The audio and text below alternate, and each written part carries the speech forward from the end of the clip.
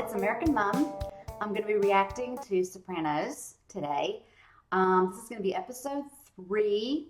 I'm anxious to see if Janice goes home with Livia, what's going to happen. Because we found out, like in the last episode, Janice is trying to con her mom. They're both cons.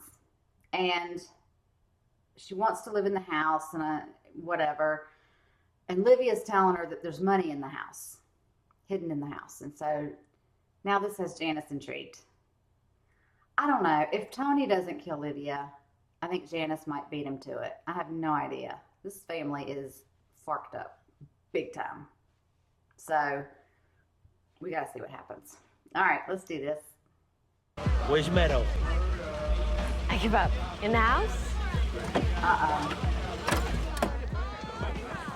They're in her house having a party. Who's that? OD. Friend says Special K and ecstasy.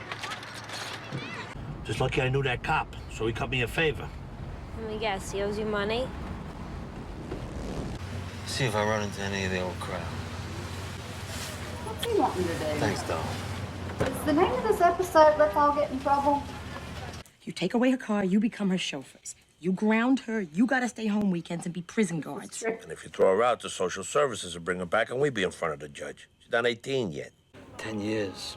And not even a pleasant go fuck yourself from you I get. You know, I always ask how you were doing. Hold on there. How could you let my dear friend sit here with an empty cup of coffee? I'm sorry. That's all right.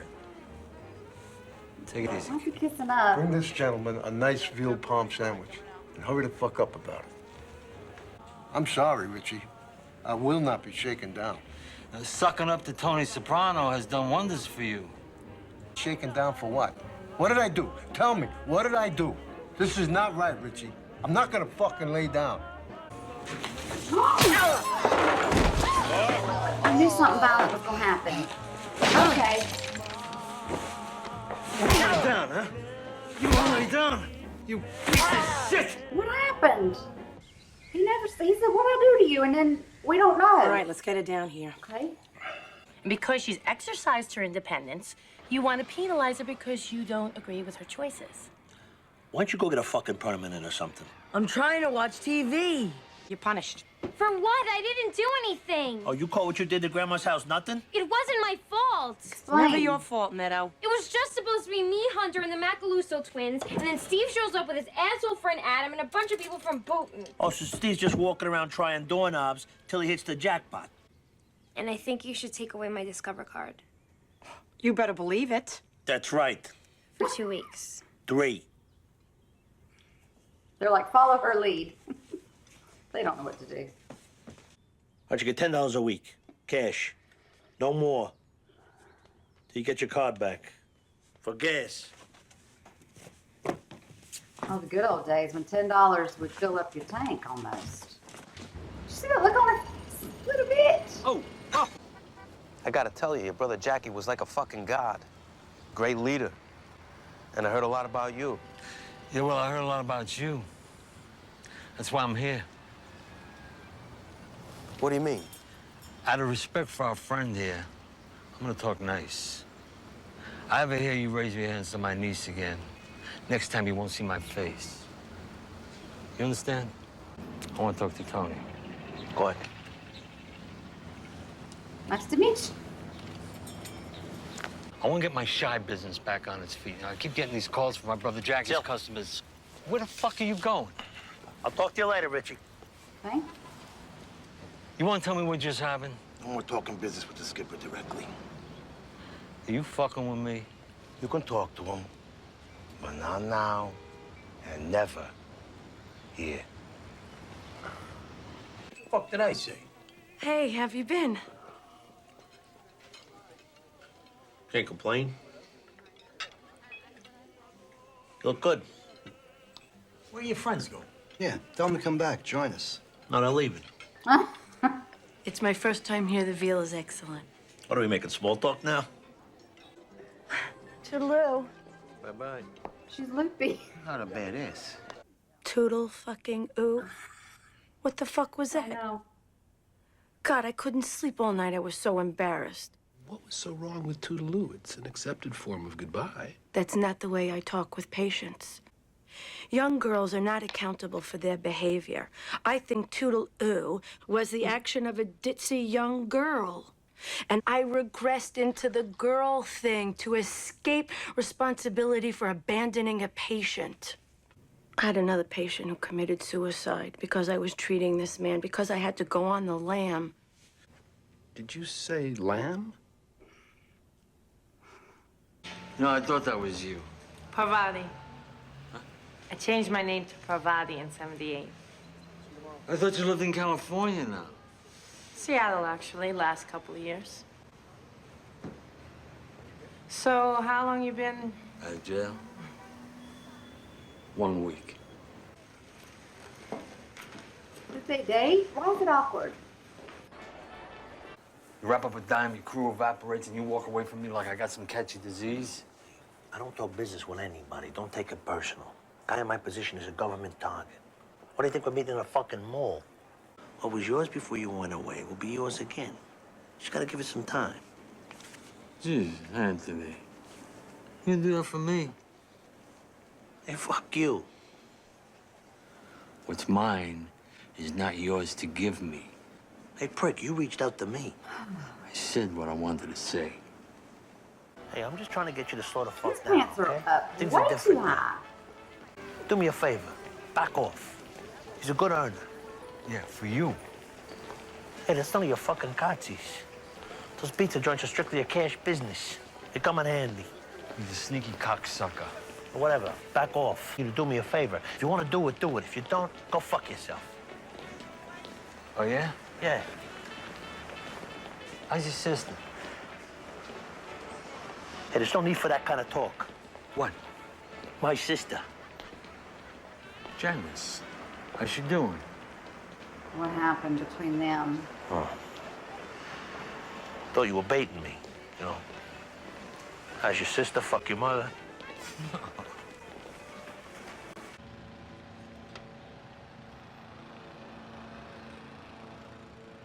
You let that girl ride roughshod over you, someday you're gonna regret it. Mother of God, Janice. Are all of you Sopranos the same? I asked you nicely to stay out of it. You're pretending you don't hear me. Well, maybe you're gonna hear this. Mind your fucking business. Keep your mouth shut when it comes to my kids. All right? He's just making his rounds. Me and Ritchie. Can you come out of your office so we can talk? He's a good kid. Lets me use it doctor-patient privilege to meet we people know. here. It's not bugged. We got it. You met with Tony? It's more like a fucking audience with the Pope. What are you gonna do? They're gonna do something. Whatever you tell me. See? Oh no. Tough guy, hit! Hey, come on, please, no come guns, on. come on. Please? What happens to I'm no greaseball store owner, huh? Tell me again how you want to lay down, huh? He's gonna go back to jail. I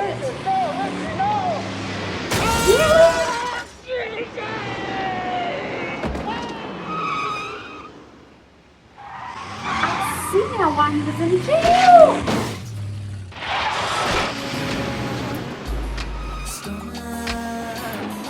This is Soprano. How are you? Who are you? Ritchie, somebody's gonna wash out your mouth with soap on.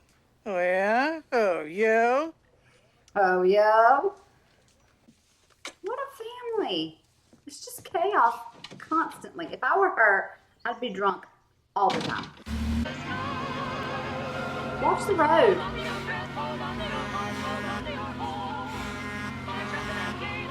Okay, pull over and take the meds. He's gonna crash.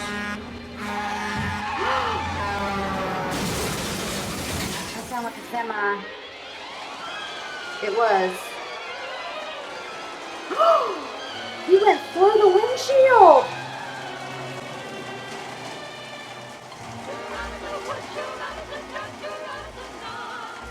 She happens to be there. Oh God. Is somebody dreaming this?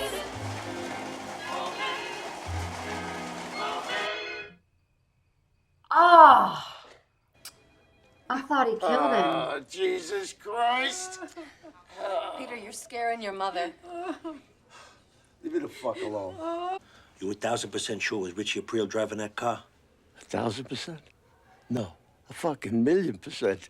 When's the last time you gave a fuck about anybody but Ritchie April? Now, you remember one thing, and this you better hear. You want to talk all this old school bullshit about the rules? Well, here's a rule you might remember. I'm the fucking one who calls the shots. And you better pay me the respect that I gave your brother, or we're gonna have a problem. A bad one. Now get the fuck out of here. All right, Tony. Yeah. All right.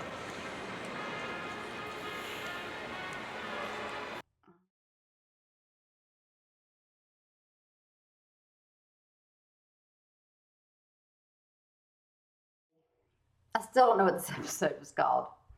But this guy, Ritchie, who it didn't even dawn on me until he had said he was gone for 10 years and everybody was like, hey, welcome back. I thought he was on the show already. I'm telling you, everybody has dark hair. The gold chain's like, I can't tell who's who. I've met Ritchie now.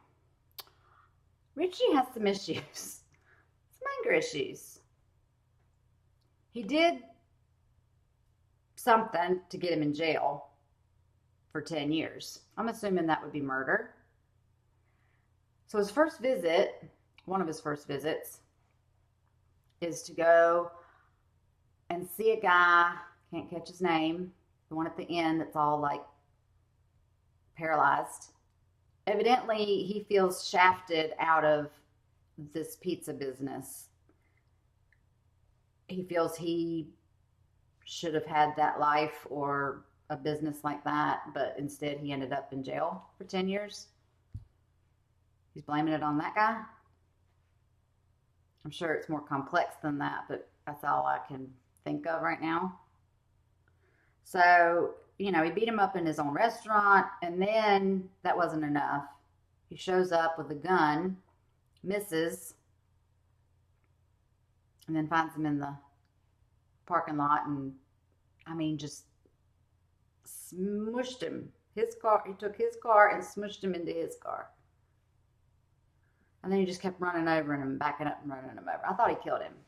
And then we saw him in the hospital, and he was paralyzed and he was hurting and he probably can't walk, so he probably wishes he would have just killed him because that would be terrible. Ritchie is Christopher's girlfriend's uncle. So he threatened Christopher as well. Keep your hands off whatever her name is. Angela? I forget what her name is. So that happened. Nobody seems to like Ritchie from the Soprano crew. They're all like, he's got an attitude. What's his problem? But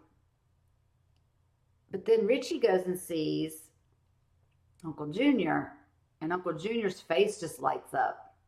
Like he's as, like the son he wants or never had or something.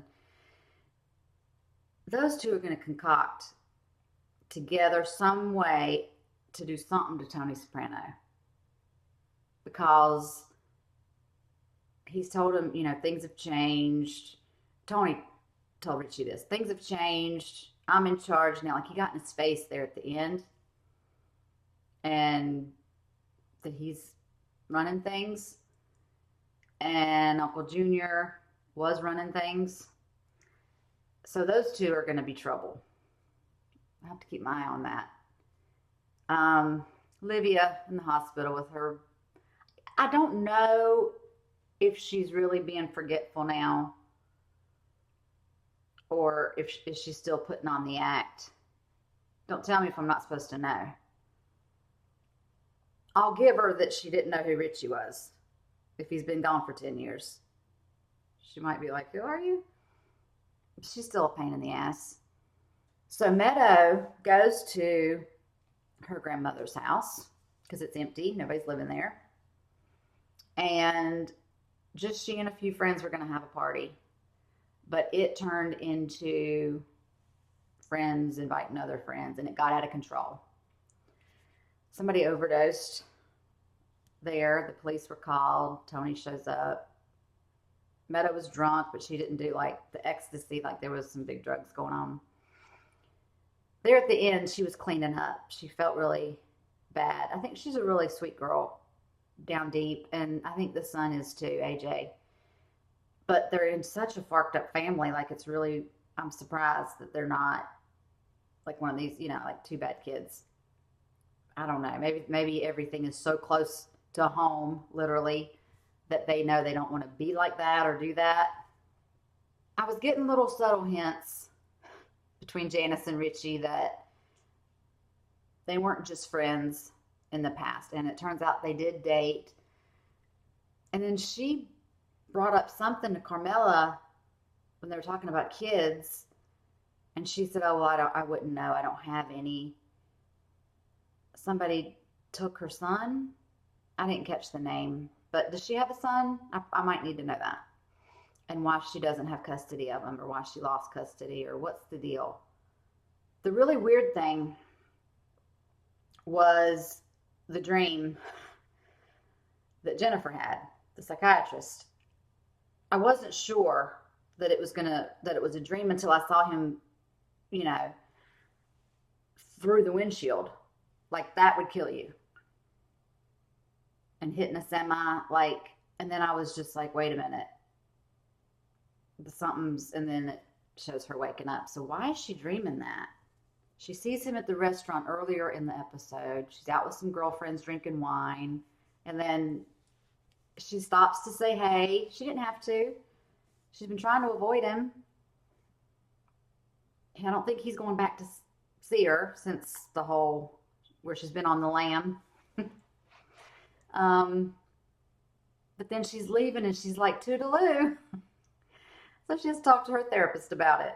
Why did I say toodaloo? And now she's having a dream that the Prozac that she's prescribed for him is in a dream, and he's gone through this windshield. That's what we see. And she feels guilty for that. I mean, why would she have that dream? Like, does she think that her giving him those drugs is what's going to happen? Or is she just, I don't know. Interesting stuff. Never a dull moment on Sopranos, that's for sure. Even if nobody gets killed, which someone almost did, and then we did have a kid overdose in this episode.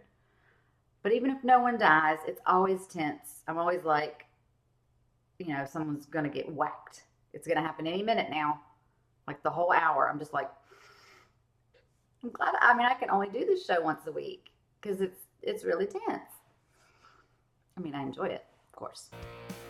But thank y'all for watching it with me. Until the next video and the next time. Bye.